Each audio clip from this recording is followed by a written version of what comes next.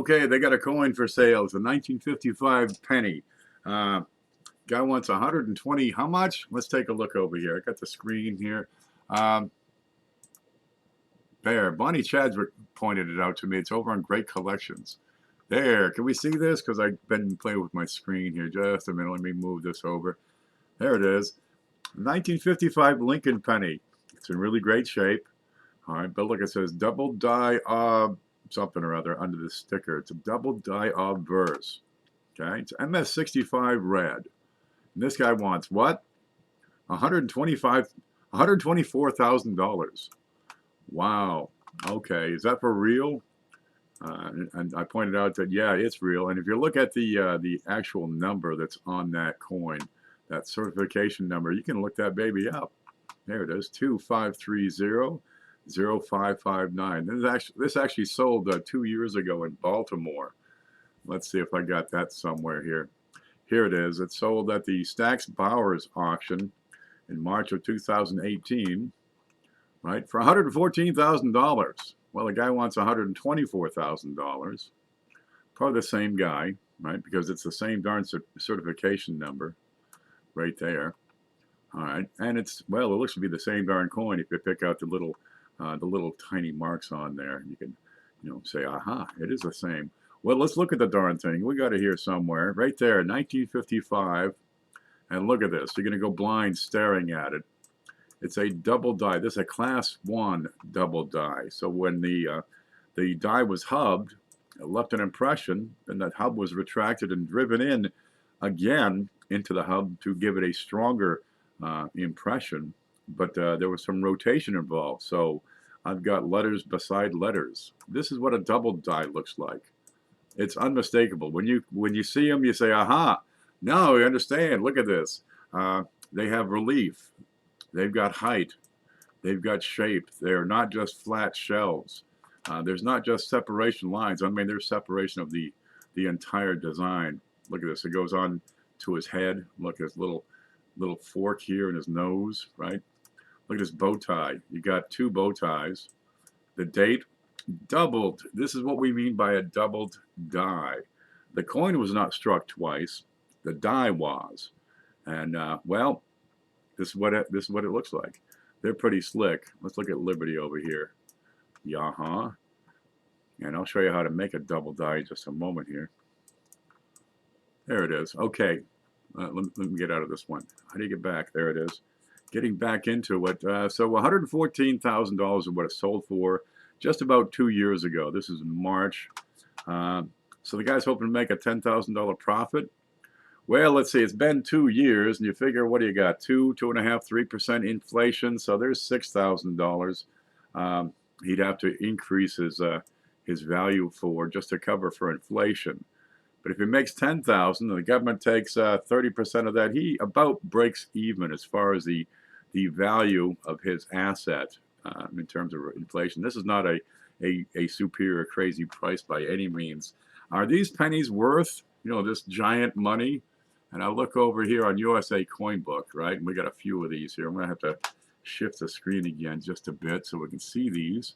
And you got several pennies, Lincoln pennies, that have sold for immense sums. The 1943D copper, yeah, $2 million on those. The 44S, right? 1943, they were supposed to be made out of steel, but some bronze planchets got in the way, and they're worth good money. And the next year, well, they're supposed to be back into copper, but some steel pennies, some steel planchets got left in the machine or dug up, and they're good for $1 million. 1943S in bronze, $500,000. Wow, it's starting to look like 125 ain't so bad a price at all. Okay, what do you got? 43 in bronze, 370,000. There's a 58 double die for 200,000. So there is precedent for these double die obverse designs to draw some massive premiums. And 203,000, yeah, that's not at all impossible. Some of these coins go for a couple of $1 million. Now the trick with this 55, I'm going to take you over to PCGS. That's the wrong screen. Here we go. No, okay, I've lost my place. I'll start over. Here we go. We got 19. Can I go back? No. Start over. I'm at PCGS. I'm going to look up their listings and prices here. There's a Lincoln wheat set. I'm going to come down here to 1955. It's way down here, isn't it? Okay, 1955 double die burst. They got brown, they got red brown, and there's red. And that's the color of the coin because copper is active and it'll tone up and get more brown over time. Well, you can see the prices over here for the same grade. That difference in designation between brown and red can be thousands and thousands of dollars, thousands and thousands. And grade is everything, really. Not every one of these double dies that looks exactly like this is going to be worth the same amount of money. It depends on the grade. Some of these have been found in circulation. They've got wear. Some of them are uncirculated and they have more contact marks, for example, or blemishes that, well, just make it unsightly, I suppose. But you're looking at this one. It's 125,000 is what they say, is what PCGS offers for a value. Let's get in there and have a look. I clicked it, nothing happened. Click. Here, it's happening now. Here's the 1955 1 cent double dial burst right there. It looks like this. If we can get that to show up. Yep, that's a good match for what we're looking at. How come our coin that we're looking at, the $124,000 specimen, is valued so darn much? And here we've got the grade is shown as MS65 plus in full red. And looking at PCGS, that is the highest graded specimen that they have, the best they've ever seen. Now it's funny because NGC actually has some in MS66, which is a higher grade than 65. So we're starting to get into numismatic theory. Is one grading company the same as the other grading company? How come a lesser grade from PCGS is drawing a higher premium than higher graded coins from NGC? Oh, it's enough to drive you mad. Yeah, this comes down to faith, really, and PCGS does tend to get better prices for the same grade. Looking the 65 column, I've got auction records for PCGS graded coins, and they range from 32 to 37, right, for MS65. And for the NGC graded with the same grade, they range from 14 to 25, 14 to 27,000 dollars. Geez, my truck wasn't that much. Good Lord, put an engine in that thing. And here you got the NGC graded 66s are in between the PCGS 65 and 65 plus prices. So it's like 65 and a quarter. Huh. But they range from $46,000 to $62,000 for these things. So is this coin worth $114,000? Really? The precedents are there. It comes down to faith in the grading service to some degree, but also it's the cream of the crop, the best of the best. I've got NGC, and we can see here, where's their population? I got population here somewhere. There's a registry. Here it is, the census details. So we got three tables. The first is brown. We'll skip that one. Then red, or red-brown, and then finally the red. So NGC, here you go, in 66, they have one specimen certified in red. They got 2 in 65, 41 in MS64. Really? So there's two that are graded in red with at 65 or better. PCGS over here has 21. That's not many, really. If you're putting together a registry set and competing for the best set in the world, that's not many to pick and choose from. Now also on NGC, you can look and see how many of these higher grade specimens have sold in the last year. And they pop up on occasion. You can usually find one every few months. 5 sold in December, it looks like. 6 in September. Here's the auction records that you're getting for these things.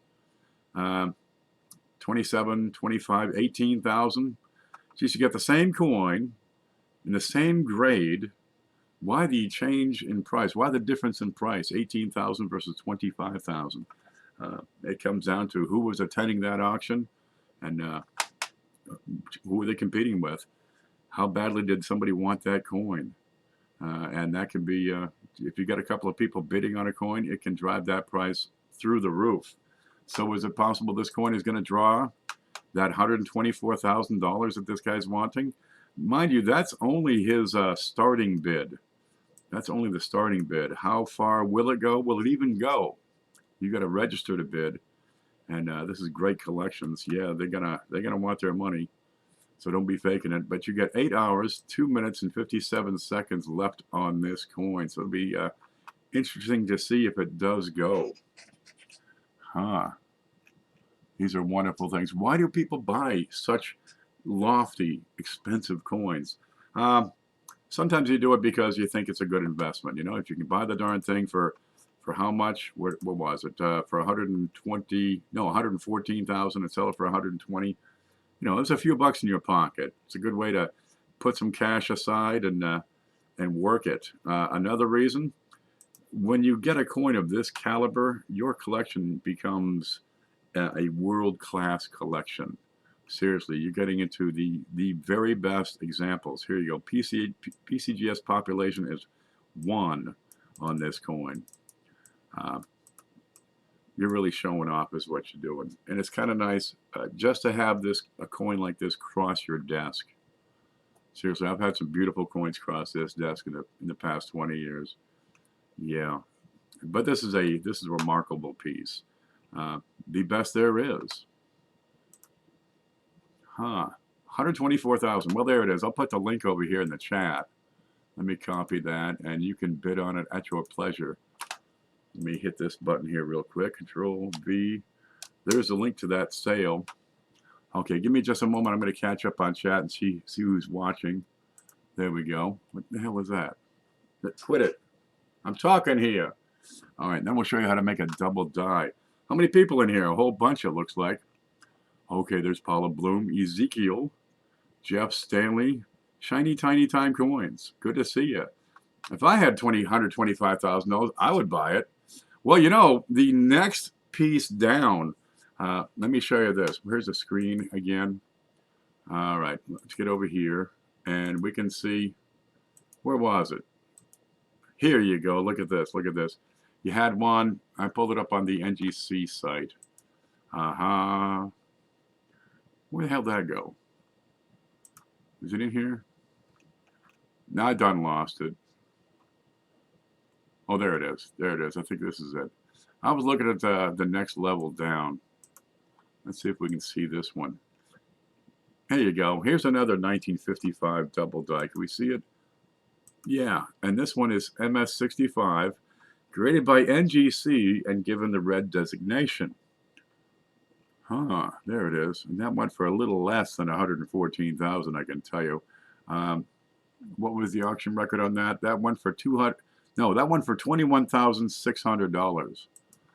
Well, there's a big difference between the quality of this coin and the quality of that coin. And this is what we're talking about when we talk about little blemishes. Maybe little contact marks. This is a thumbnail. I mean, dude, find this guy and just whoop him. That's all. Yeah, 21,600. Well, tell you the truth, this went for that much because I only had 21,500 at the time on me, and I couldn't go any higher, so I got outbid. Well, there it is. It happens. Huh. These are beautiful coins, though. Okay, get back home here. And there's the face. Okay, so I'm over here reading. I'm reading the chat right here. I'm gonna need more coffee for this. Jeff Stanley says, I recently heard that many of these were found as change from cigarette machines. Yes, absolutely. Kind of neat. And you had 2 cents put in the package of the coin. They didn't have the coin returned. They put them in with the cigarettes. Yeah, so you got to figure, who was the guy putting the pennies in the pack of cigarettes, you know, to make up for that 2 cents? And, dude, pay attention to what you're doing. Yeah, well, hopefully they made a nickel on that pack of cigarettes that they sold for 23 cents. Okay, Shannon McCord's here. Hi, how are you? I'll take 6 of them, please, in my size. Okay, the chat, it just went like this. The whole thing just went. Let me catch up with everything. It's a pretty coin. Yes, it is. I'm not that rich. Well, not yet, man. Yeah, there's some coins out there that are less affordable, if you want to call it that. I'm not. I'm not buying $124,000 coins, but there are people out there with a little more means than I have. Yep, I can afford Play-Doh, so let's get that warmed up while we talk about this. How about a proof Indian cent? There's one around here somewhere. I'm sure of it. All right, let's look at how these things are made. I need this button. Can we see this okay? Yeah, here we go. Of course, I got stuff all over the place here. Yeah, we'll see some more of this later on today. Okay. So you're gonna make a die, right? Well, to make a die, you need a hub. Aha. Now there's a difference between the die and the hub. The hub is raised. Looks just like the penny. Looks just like whatever it is you're going to make. If that'll focus, that'd be just wonderful. There you go. You can see that that's raised up. If I press that hub into a die, I'm going to leave an impression there. It's going to be like a negative version of the hub. There it is. That's how it works. Okay. This is almost warmed up. I've got purple today. Da-da-da. Let's flatten that out. Okay, so there's the, this is going to be my die. Boy, my Play-Doh is getting dried out. Okay, here's how you do it. You take the hub and you squeeze it into the die. The purple's the die, and you leave an impression. And it looks just like the hub. What? Except it's backwards and in incuse. Okay. They used to do it multiple times, and, well, you wouldn't always get the most sharp and clear design transfer by striking it once. So they would strike the hub into the die a second time. But what if this rotates just a bit? Right, in between hubbings, because it's, oh my God, there's a housefly in here and he's giant. Did you see him? He's like this big. Wow. I'm gonna have to get out the spray. Okay, if I hub it a second time, I'm gonna end up with two designs stuck in there. You can see one this direction, and it rotated, and you see it in that direction. That's a doubled die. Every coin produced from this die is going to show exactly this same design. Exactly. Right? There's not going to be any differences. It's going to be precisely the same, which is why these things can be attributed. We can attribute these designs to a particular die. And that's what attribution numbers. So let me take you over here now. Here's the screen, and I've got, there it is. Okay, I've got copper coins up here in the window. There, coppercoins.com. And give me just one moment, I'll get you that link. Where is it here? Copper coins. Here's a copy, and there is, no, here's paste. And you can work that yourself. You can go visit that site and check it out yourself. It's got a fantastic search engine and let you pull this up. So here, this top one is 1955P, so Philly, 1DO, double die obverse is what that means, 001, that's the first listing. Now Chuck here has several listings. He's got 9 listings for double die obverses. Some of them are proof, this one for example, and most of them are business strikes. But there's a big difference between this one, double die number 1, as you see here, the piece we're talking about, the design we're talking about, and this one here, double die number 2. Okay, there's number 1, giant spread, giant. Number 2, well, it's a whole lot more subtle, and you'll see it here on the top of the letters in Liberty. You see it in God, and it's not as pronounced as the double die number 1, but you can still pick it out. But you're starting to need magnification. There it is. Let me get these side by side. There's the We Trust on double die number 1, and here you have We Trust on double die number 2. And it's a different die altogether, completely different die, and it's a slightly different way that it was produced Double die number 1 is a class 1. Double die number 2 is a class 2 plus 5. Huh? Okay, there's different ways these things can be doubled up. I did a coin class on how these double dies are made. And there it is. So class 2, we got some spreading, some distension of the die, and there is some rotation as well from a pivot point, which is what a class 5 is. This big one right here is a class 1. So the pivot is centered on a coaxial point right about here. That's the pivot point. Right? On a class 5, the pivot point is, say, over here by K3 or K6. And a K number, well, think of it as a clock. It would be K12 would be right up here at midnight. K6 is down here at the bottom. K3 is 3 o'clock. K9, nothing to do with a dog. That's 9 o'clock. And that's the pivot point. So where I got to find this. And then home. There. Okay, so if I have a die, I got one of CJ's. If I have a die that's rotated right around the center, there's my pivot point, right around the center. Yeah, he's in love with me, that fly. I'm going to have to fumigate this whole place. Okay.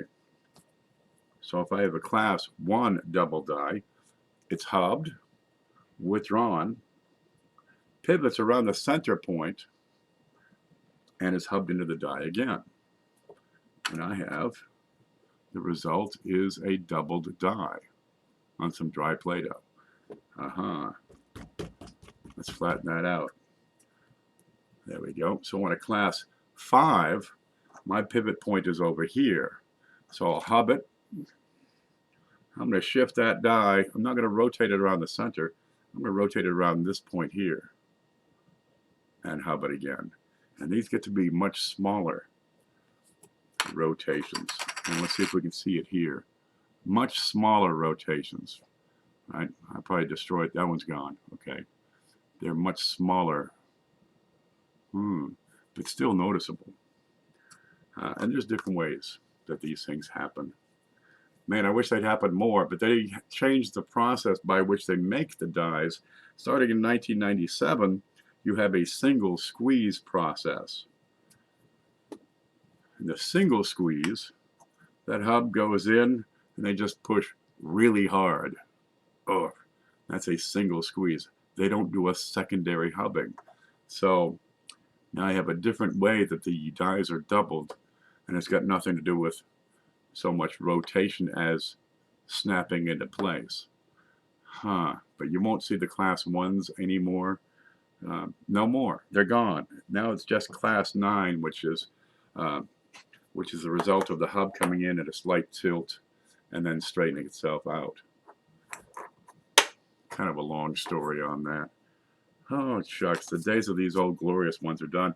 So if they don't make or cannot make, here's the screen, this class of double die anymore, then that really tells you got a limited number of these that are out there available. And where was I? The PCGS numbers for survivors for this particular piece.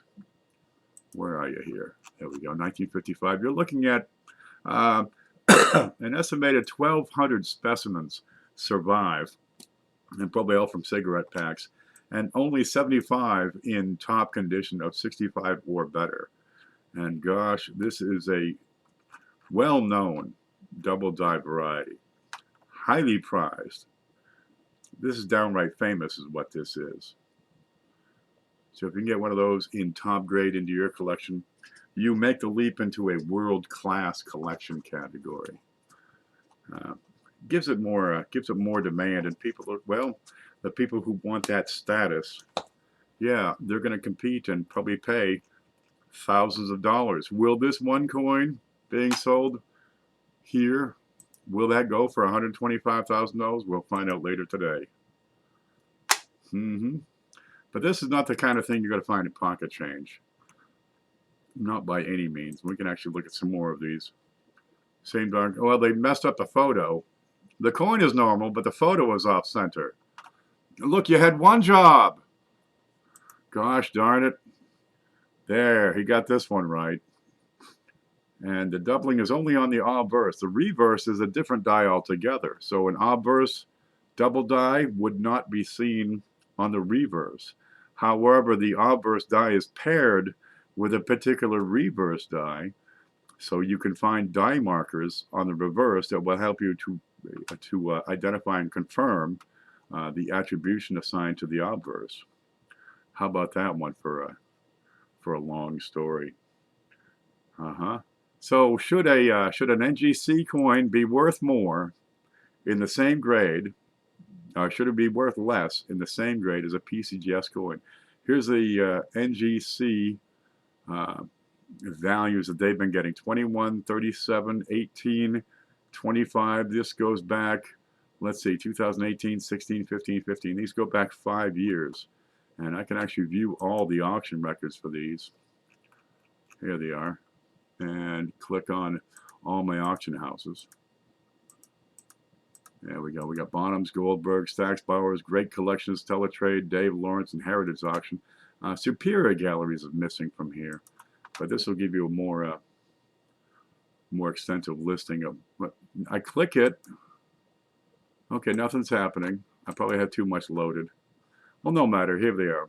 These are NGC coins, and they're trading from $18,000 to $37,000 in MS65 red. The same darn coin, the same darn grade. Where's this button? On PCGS,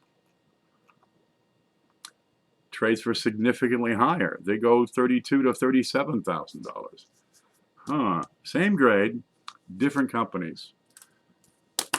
Is it trust? Is it faith? Or are there better standards at one company versus another company? And if there is a difference between one company and another company, then what do the grades mean? How do they come up with their grading systems, their grading schema, if you will? Yeah, I could rant all day about this stuff. Let's see. I'm going to go back to, there's my head. Now I can find the chat again. There, get back with everybody. Man, I'm so far behind on chat, you can't imagine. JC, Whale Coin Junkie, Alistair Black, Wisconsin Coin Roll Hunter. Everybody's here. Mike Kittle. Hello, everybody. The Big Show with Professor Ken Peavy. That's me. Yeah, that'll be tonight, matter of fact. 9:30 tonight. Awesome informational rundown on the minting process of double dives. Oh, yeah, definitely check it out. Click on my name down below, and then go to playlists, okay? And that'll give you a whole bunch of playlists. One of them would be the coin class playlist. And if you want to spend an hour to an hour and a half getting into one particular subject, yeah, it's worth, a watch. I understand a lot of people only like to watch things for like 2 minutes and then get bored and you have to go back to testing their best friend saying, OMG, LOL. Yeah, that's the way it works. Wisconsin Coin Roll Hunter had a question. It should be worth the same. Shouldn't matter what kind of slab it's in my opinion. PCGS tends to be favored over NGC. Should it be worth the same? If their standards of excellence are slightly different, then yeah, there could be a higher priority given to PCGS. Should they be identical? Well, in an ideal world, but well, this world is run by humans, and although the coins never change, the people do. And ain't nobody perfect out there. NCFXSTI. That's one of those LOL OMG things. I don't know what that means. My favorite eras of varieties are on the piece dollar, says Chris Garner. I like the mustache. Who just showed us that? Hoogie. Hoogie's Hobby Shop just showed us that piece dollar with a mustache. One of those wonderful VAM varieties. Yeah, buy the coin, not the slab. A lot of times it comes down to that coin is pretty much worth what the people are willing to pay for it. But there are some ranges. I think more common coins with higher populations, say in MS64 red 1940S, that would probably be worth, probably 10, 12 bucks. I can't see this being worth 15, 20, 30, 40, 50. Certainly not into the hundreds of thousands of dollars. something like this where you're getting into the lower grades, there are far more specimens available, and the price isn't going to fluctuate as much as those super duper one of a kind top nothing better coins. NCFX STI is a person in the streams. He's not here. And oh, okay. What's that mean? NCF. Is that one of those CSI TV shows? I don't know. For high-end coins, PCGS almost always sells for more, and it's mostly because of set registry competition. But be a PCGS coin. It must be a PCGS coin to complete. Okay, let's take you over there. We're going to go over to, let's see, here's the screen. Yep. See what we're talking about for PCGS set registry. I'm going to go to PCGS's homepage. Here we go. And right here at the top, let me see if you can see what I can see. I'm going to move this. Right there. Okay, let me slide that up. Right there. Okay. Set registry. If you have PCGS coins, what happened? Go back. Now, if you collect coins and you have some certified by PCGS, you can put them in a registry set. This is really neat. It don't cost nothing, right? You create an account. I've got one somewhere. I'd have to look it up. It doesn't cost anything, and you're able to compete and pull out your best and put it up in front of the world and see how you rank and how you rate. I'm going to look up U.S. coins. Let's look up Lincoln pennies, huh? Okay, Lincoln half cents and cents. There's 6,358 different sets. Look at this. You got Indian cents basic set, the proof from 1864 to 1909. There's 5 people competing on that set. Okay, Lincoln cent, circulation strikes, 1909 to present. There's 187 sets in there. Wow, Lincoln cents with major varieties, circulation strikes. Okay, let's find major varieties, circulation strikes, and proof. Okay, right there, right there. This would be all of them.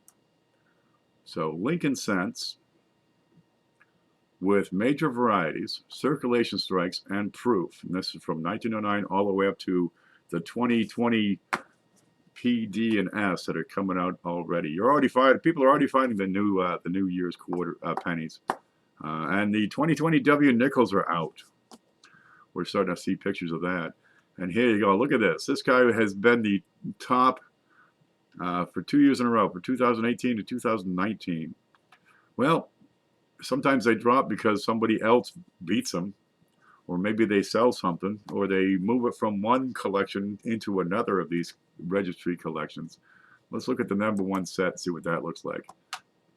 Okay, for having a coin, you get so many points. For having, the best, you get more points. And here it is. So here, he's got a 1990 VDB. There's your PCGS number. You actually look at a picture of this guy's coin. There it is. This is the coin this guy has in his collection. It's a peach, 1909 VDB. That's a Type 2 reverse. Oh, let me kill that. Okay, MS67 Plus in red. There are 3 higher. Only 3, right? The yellow bars, that means he's got the best. There are no higher. So 1909 SVDB, MS67 red, he has the top pop. And you go all down here. What's this one? Tide? Oh, I see you. Okay. The light yellow is a tie for the finest. The bright yellow is the finest. So you get 2 extra points. And you go down and see what this guy's got. Good Lord, there's plenty of stuff. But even so, there's plenty of spaces in here. This set could be improved. MS67 red. Dude, these are gorgeous coins. Look at this one. A 66 red, 1924D. Ta-da! Isn't that pretty? You have some progressive indirect design transfer on the back. Pretty clear. Yeah, I could stand it. Okay, so we can go on through, take a look at everything in this guy's set.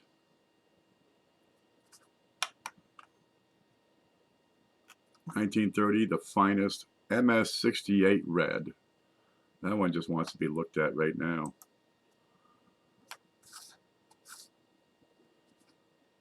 Ta-da! Ain't that a peach? Dude, that's brand spanking new. So these registry sets, if you win, right, you got the finest registry set that year, you win stuff like, you know, free PCGS uh, certifications. You can submit like 3 or 4 or 5 coins. Kind of a nice little perk, but it doesn't cost anything to put together your set. And then you watch yourself climb this ladder and get ever better and start to, you know, compete with everybody. Here's the entire list. Compete with some of the finest collections in the world. You might be way down. You might have 14 points, but you can get in there. Is it loading? Here it is. So there, the finest set has 68.3 GPA weight. It's 99.76% complete. It's just as complete as a third rank set. Some of these, when you get into the lower end of this ladder here, person's got 1 coin in the registry set. Let's see, showing 1 to 117. There you go. D. Blufer, Frau Brucker. He's got 0.24% complete. Wonder what's in his set. Like 1 coin. I don't see a thing. Can we show all? No, we'd have to go through and see everything. Let's go to the next page. This fellow probably has 1 coin, but by God, he's got his set registered. I don't see it on page 2.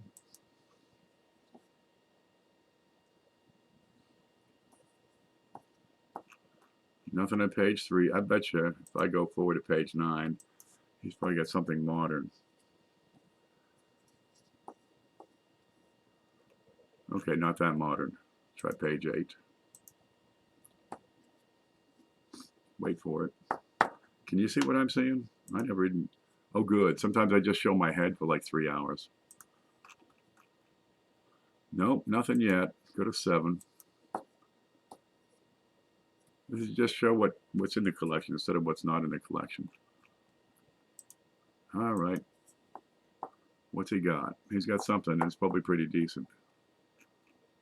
There. He's got a 2009 early childhood in MS-65 red. That's what's in this whole collection. Well, God love you. Yep. And that puts him in 114th place. 65 red. Okay, there's a few more that are better. And it might not be the most valuable coin. But by God, he's got it. So the set registry lets you compete with everybody in the world. And the better coins you have, the better ranking you get. The better ranking, you can start to win prizes. But you get boasting material for sure. Oh, let's see. Face. There it is. You get bragging rights. And dude, if you want to brag, all the power to you. I started my nickel registry set. Outstanding. It's pitiful, but you have to start somewhere. Man, if you got the darn things anyway, just start your set. Now, NGC also has a registry set of sorts, and their point system is different. You can enter any coin, right? It doesn't have to be NGC, and they'll give you different rankings, different points for different coins. Like this one in MS64, there we go, would be worth so many points. The same coin in MS65 would be worth more points. Kind of a neat way to do it. Huh. How many points can you get on your set? People make set registry accounts with 1 coin since PCGS emails free early bird passes for Long Beach to registry members. Yeah, you get that. You get email. If you like junk email. Dude, I can't keep up with the email I got. I don't need more. And Wisconsin Cornwall Hunter has a friend who gives away stuff. Several ounces of silver each stream. Yeah, you might want to show up on that. Trying to get a registry set of Lincoln cents tells me that the mint doesn't really care about the design. If you look at the older cents, they switch the designs every generation. Well, you know, the reverse design stayed the same from 1910 through 1958 with no changes. Kind of neat. Uh, try it out. There's a Professor Lamination Classification out yet. Have I done a lamination? No, I did a Woody classification system. That's somewhere on the blog. You have to check that out. Okay, look, I got to get ready for the big show. I got to squeeze in a nap somewhere and probably clean up my desk because this is just untenable right here. So I thought I'd show you this beautiful coin here. I lost it here. Where it is. Can we see it? There we go. Thought I'd show that off to you and explain a little more about it because you get a lot of shows out there that are putting out some neat information. They're talking about these valuable coins, but they may not be explaining why these coins are worth so darn much. You know, what makes them special? And usually it's going to come down to the highest rated specimens. That's where the big value is. Most of the things you're going to find in pocket change really aren't worth a whole lot unless you can attribute a die variety to it. These, 1955 double die number 1, I don't know if anybody has found one in pocket change in the last 50 years. Probably someone has. But I do know for a fact people have found 1969S double dies in their pocket change. 1972 double dies in pocket change. And while they're not worth $124,000, some of them do get into the thousands and maybe even tens of thousands. The case that 69S the girl found. Yep. Well, there's stuff out there. You have to be able to identify it, and it helps to identify if you understand how these things are made, because then it'll tell you, is it damage, or is this as a result of the minting process and something went wrong somewhere? Well, a good place to start is Coin Class. Get in there and check out those things. Watch them all. And come back later tonight because we're going to have some fun. And I'm going to take off, guys. So I got to press a button here. Which one is it? Let's see. There it is. I've got the buttons here. You all stay groovy. I'll see you about 9:30 tonight, okay?